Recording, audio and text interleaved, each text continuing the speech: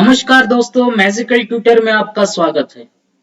तो मैथमेटिक्स की ये सीरीज जिसमें हम बेसिक से लेके एडवांस तक पूरा मैथ्स पढ़ेंगे, तो इसके लिए इस चैनल को आप सब्सक्राइब कीजिए और ज्यादा से ज्यादा अपने दोस्तों से शेयर कीजिए, क्योंकि मुझे और वीडियो बनाने में मोटिवेशन मिले।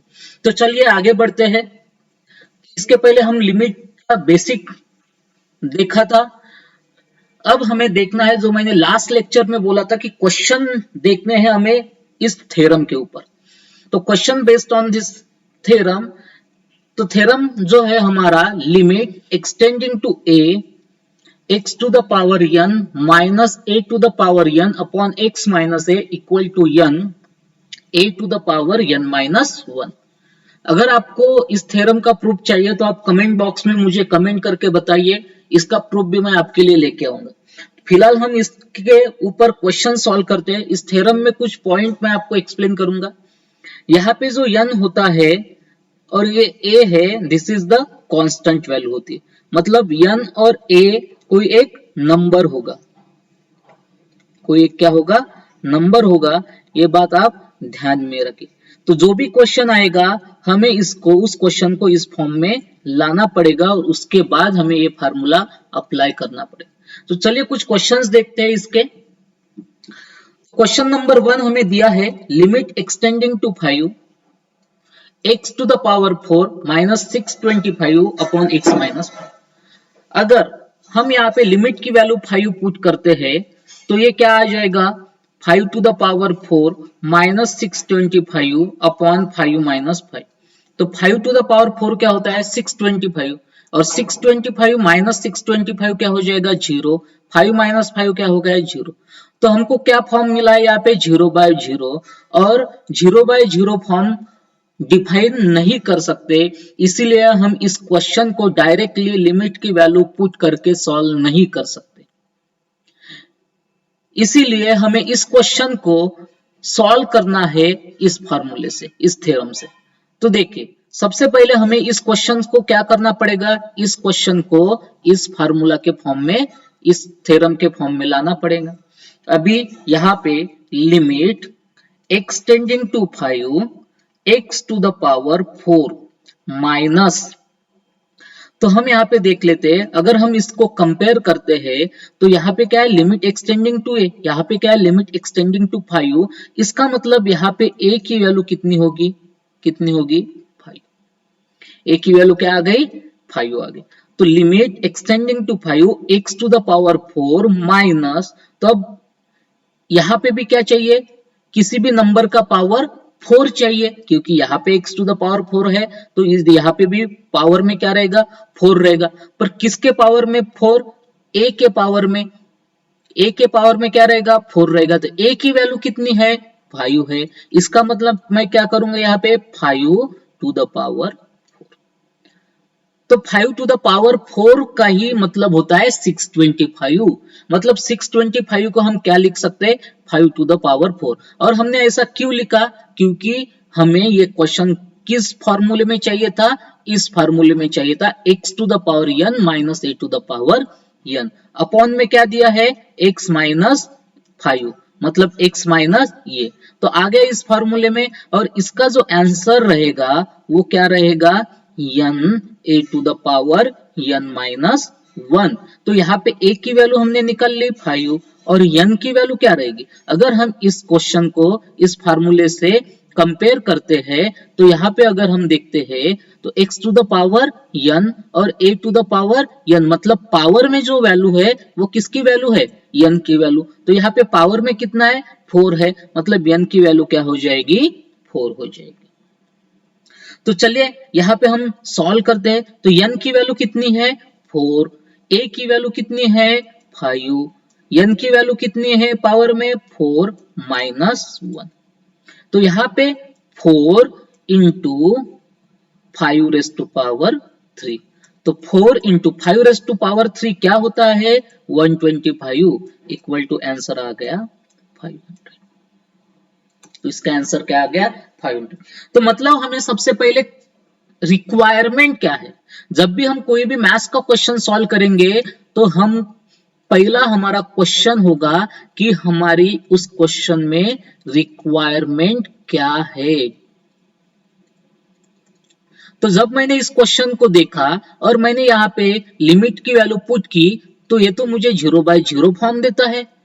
अच्छा, अगर ये मुझे 0/0 फॉर्म देता है तो इस क्वेश्चन को मैं इस बेस पे सॉल्व कर सकता हूं। बट अगर इस बेस पे मुझे सॉल्व करना है तो मुझे सबसे पहले क्या करना पड़ेगा, मेरी रिक्वायरमेंट क्या है, इस क्वेश्चन को इस फॉर्म में लाना पड़ेगा। अगर मुझे इस फॉर्म में लाना है तो यहाँ पे अगर x⁴ है तो यहाँ पे भी किसी नंबर का पावर होना चाहिए 4।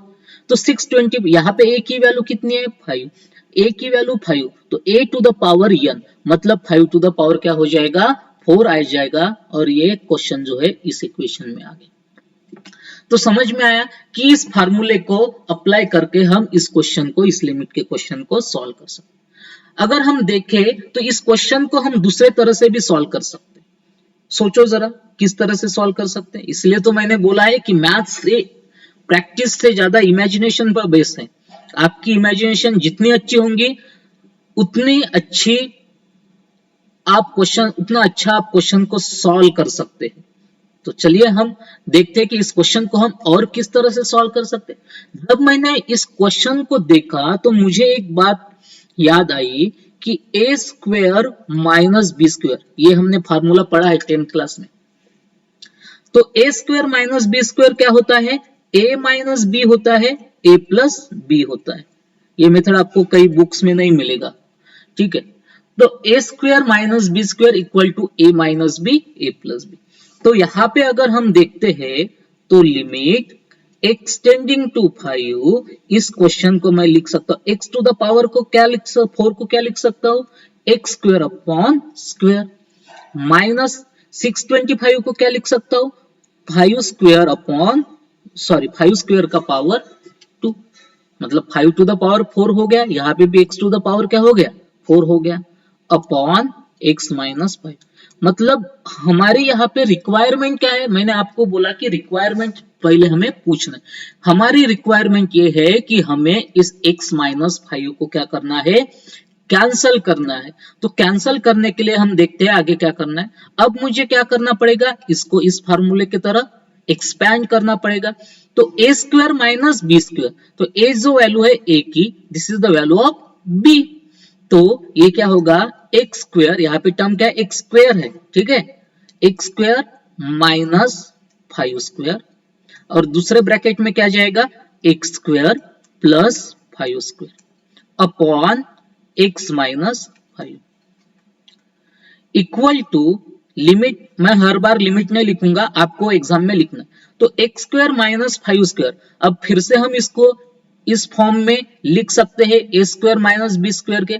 तो x² माइनस 5² क्या हो जाएगा, x - 5, x + 5, और ये आ जाएगा x² + 5² अपॉन x - 5।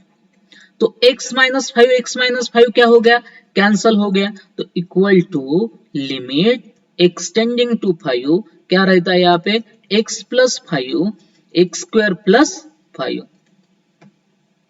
अगर मैं यहाँ पे लिमिट की वैल्यू पुट करता हूं तो 5 है, 5 + 5 x² मतलब 5² + 5², तो इक्वल टू 5 + 5 10 इंटू 5 का स्क्वायर 25, 5 का square 25 equal to 10 into 50 equal to 5।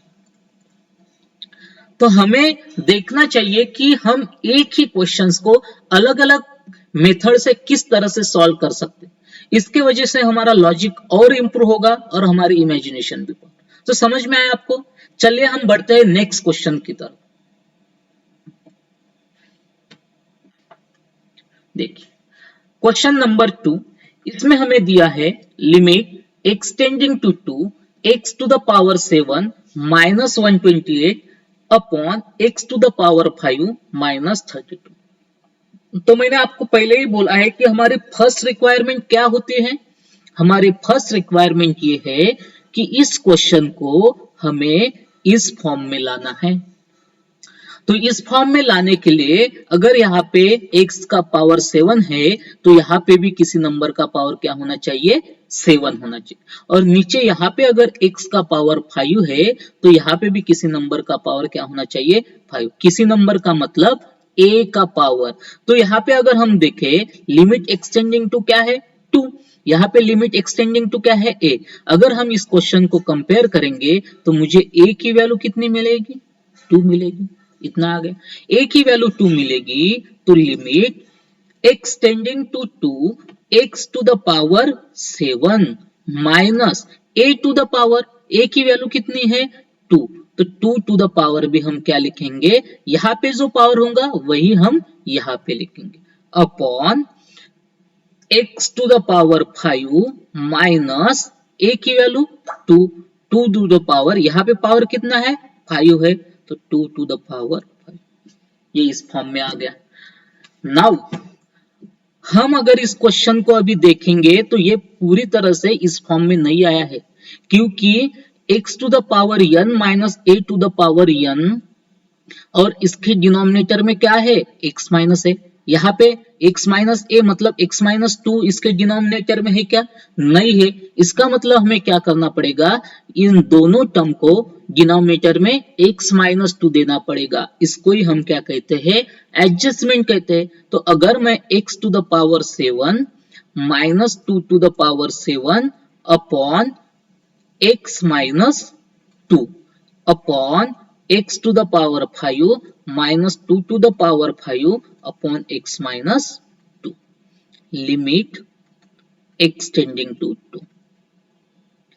तो ये x minus 2 और x minus 2 कैंसल हो जाएगा, आपको वही फंक्शन मिलेगा। यहाँ पे फंक्शन की वैल्यू चेंज नहीं होगी। ये हमने एडजस्टमेंट की है, और एडजस्टमेंट क्यों किया है, इस क्वेश्चन को हमें इस फॉर्म में लाना है।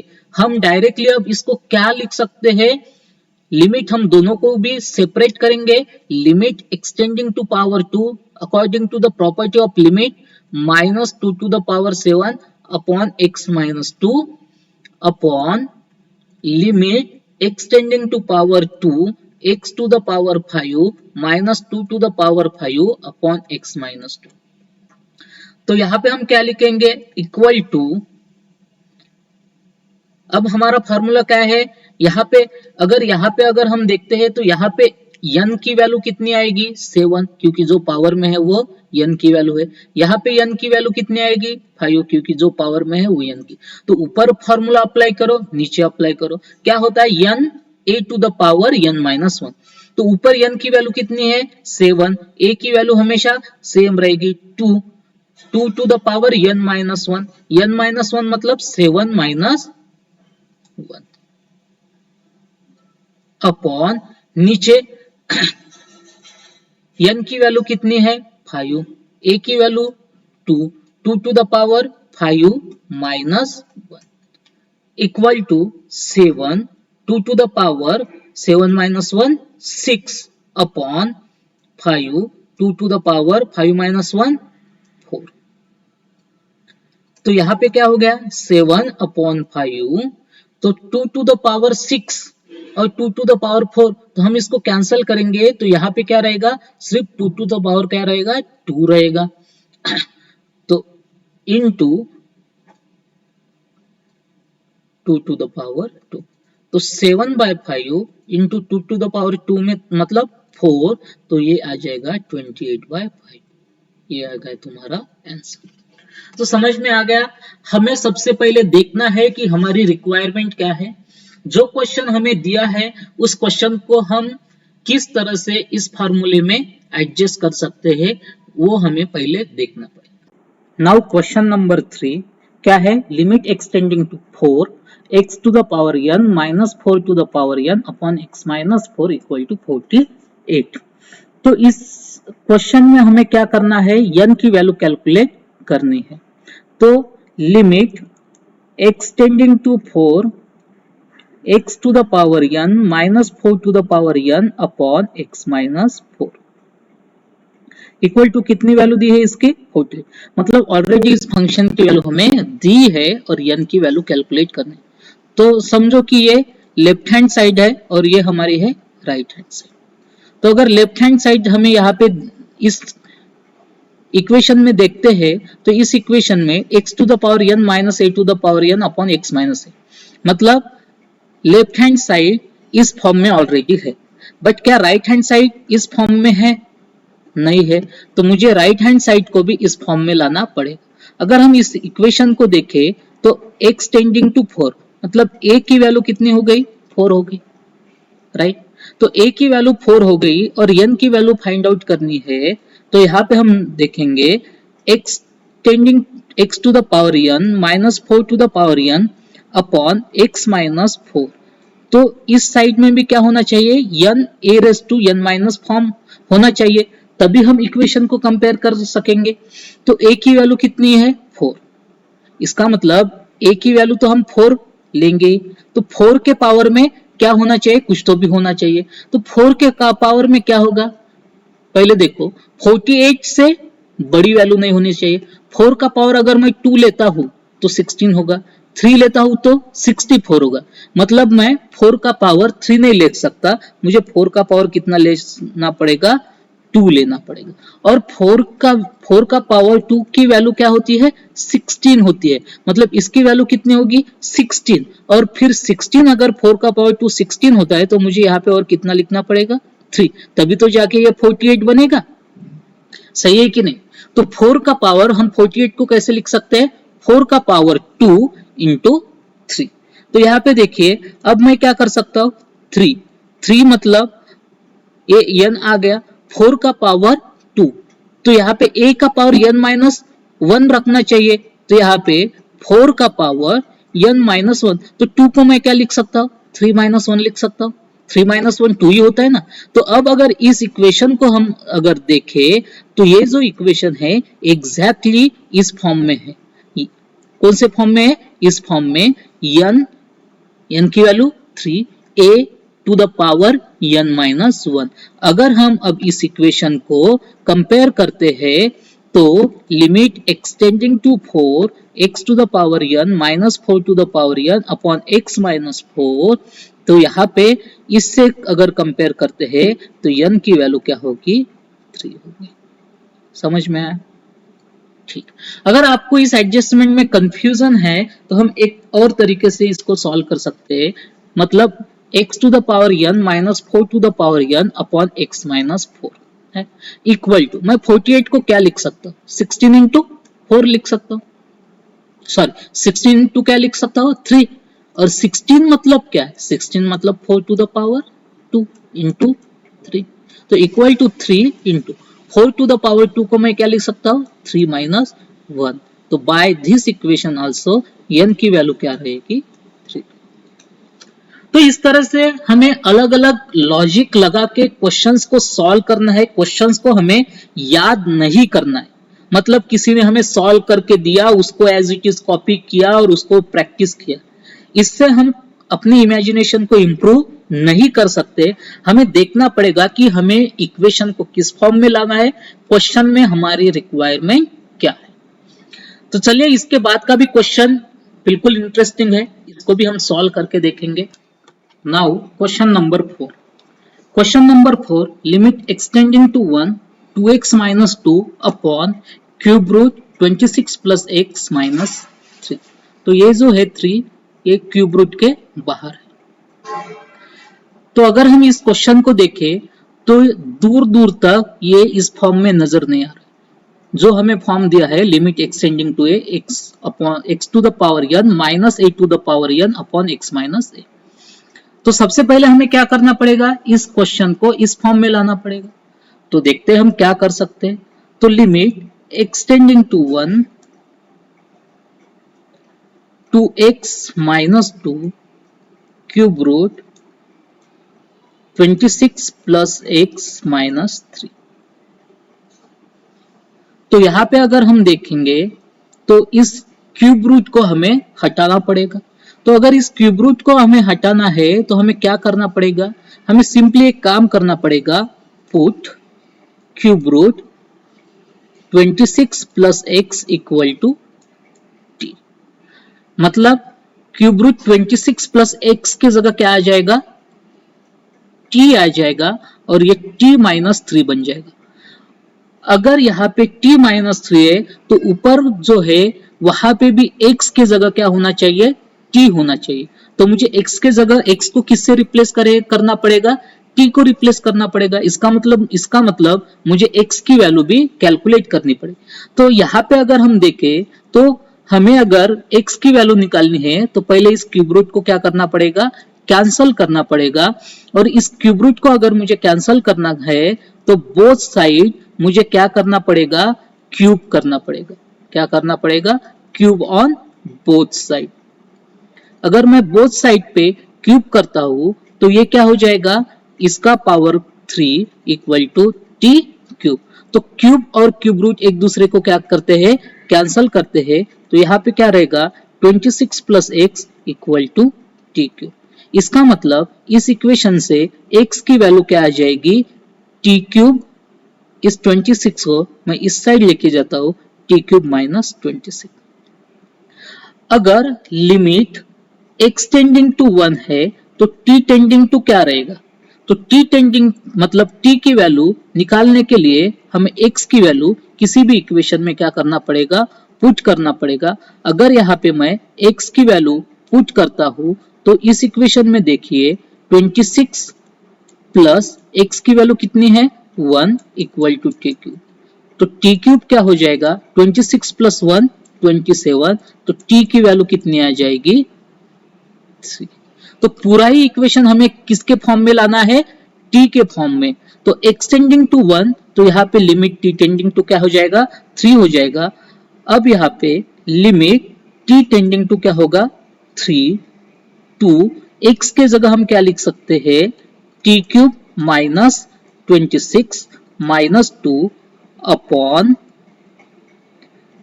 क्यूब रूट 26 प्लस x के जगह हम क्या पुट कर सकते हैं, t। तो t यहां पे आ गया -3 equal to limit t tending to 3। अब हम यहां पे क्या कर सकते हैं, तो यहां पे 2t cube minus 26 into 2 52 minus 2 upon t minus 3 equal to limit t tending to 3, तो 2t cube minus 54 upon t minus 3। तो यहां पे क्या होगा, 2 कॉमन निकलेगा, 2